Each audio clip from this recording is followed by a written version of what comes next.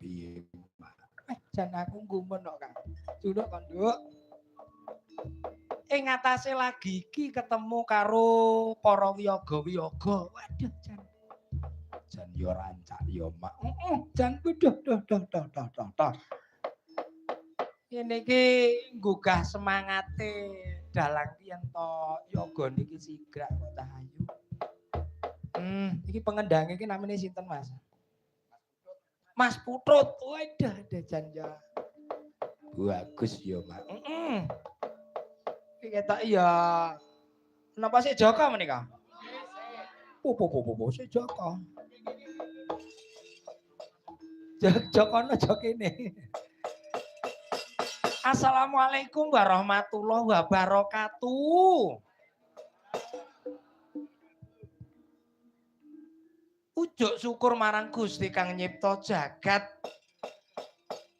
Bilih ing dalu punika kita sedaya sami nampi kanugrahanipun saengga saged pinanggih kanthi wilujeng niskala niring sambi kala.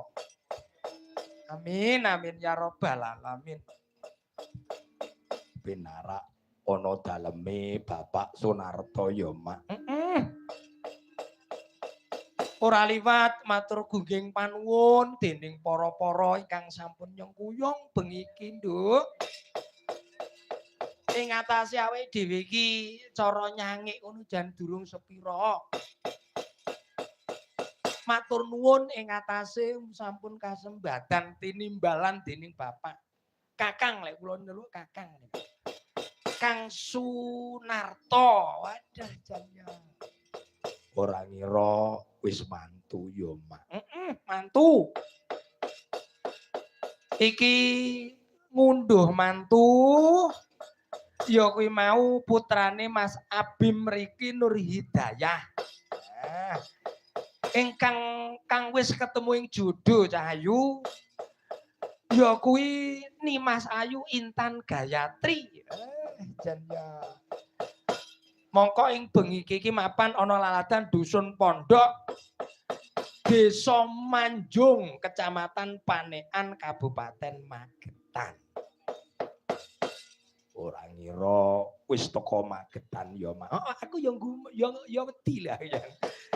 Jane wong ya ing atase iki awake dhewe nyanyi iki ya durung sepira ning kok kelakon pinarak ana lelipur karo para dulur-dulur Magetan matur gungging panuwun.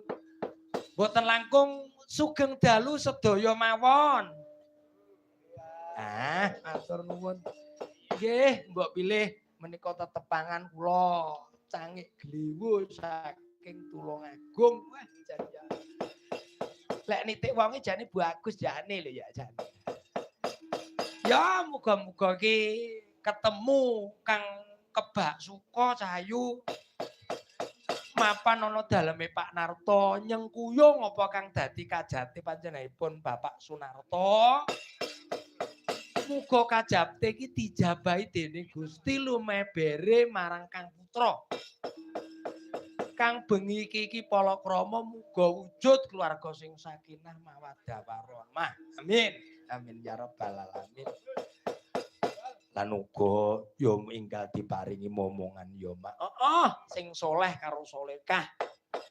Sebab ya rusane wong omah-omah ki ora liya mung kajaba tukule anak. Ngono ya, Mak.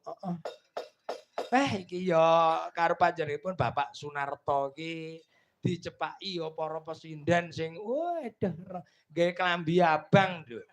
Klambi abang ya, Mak. Abang karo putih. Ya jan ya. Niki rombongan kruyaga ini namine napa, Pak? Podomoro. Iya jan ya. Matur nuwun dalu menika kula jenengan niringi. Niki sak bisa-bisa kula nggih, Pak, menawi lepat nyun ngapura lho niki nggih. Jan kula niki namung paitane mung wani ngoten mawon kula niki. Saestu. Kula gandeng ya niki gandeng kali Pak Sunarto iki wis to kapan-kapan pokoke aku mantu kowe mesti tak kon rono. Siapa?